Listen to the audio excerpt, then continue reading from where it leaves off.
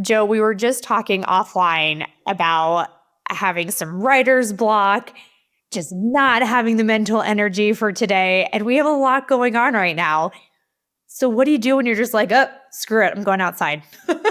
How do Well, you do? I go outside, but I don't know. I mean, as you well know, I've been at this a long time.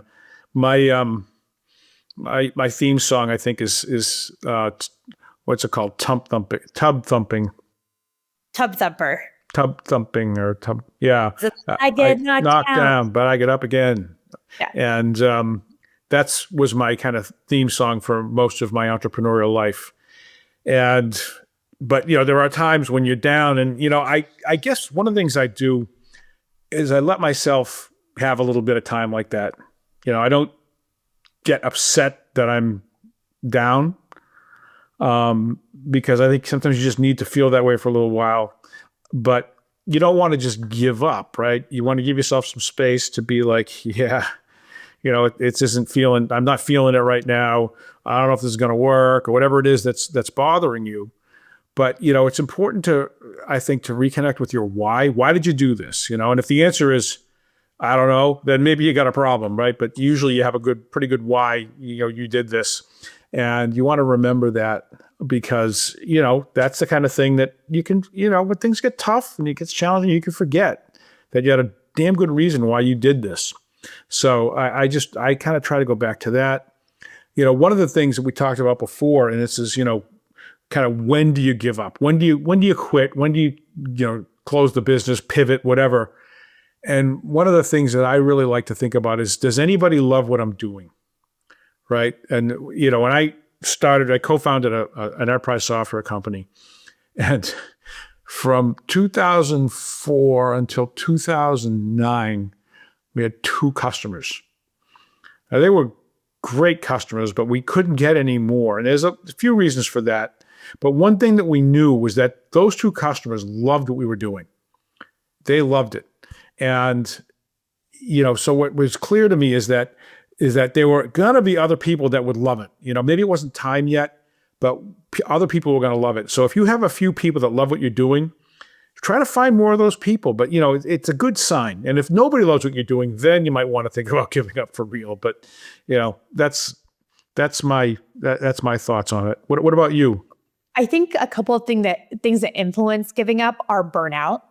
And it's not necessarily that you don't love your business or that you forgot your why. You're just working too hard and it's turning you off to the business that you originally started. We had one of our community members experience that big time this year and ended up kind of taking, a month off just to reset, regain clarity. And I know that's a scary thing to say, and not everybody has the luxury of taking a month off to try to figure that out. But see if burnout is what's causing it. It may not be anything but that. You just need a weekend away from your laptop, away from your business to recharge.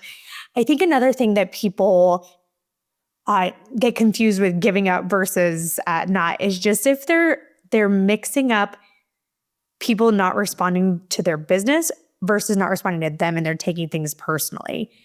And so if people aren't buying from you as a solopreneur, it's easy to be like, it's me, they don't want to buy from me. And that might not be the case. It might just be that you're not marketing in the right place, you're not selling the right thing. It's so hard to not take things personally and be on a roller coaster of it's me, it's me, it's me.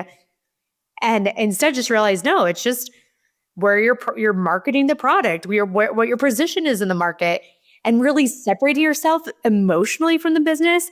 Because I think that's another place where we see solopreneurs be like, I can't do this anymore. And so many times it's not that the product is bad or the idea is bad. It's that they don't understand that you need to be selling to pain points, right? It's like you need to be talking about the pain, and so that people can then look to you to solve the pain. If they want to talk about benefits, or they want to talk about, what they do, and so a lot of times it really isn't the product, it isn't them, but it is maybe their sales skills, and their marketing skills that need some work. So that's another thing, is to kind of say, well, what's going on here? Like you said, am I overworked? Am I burnt out?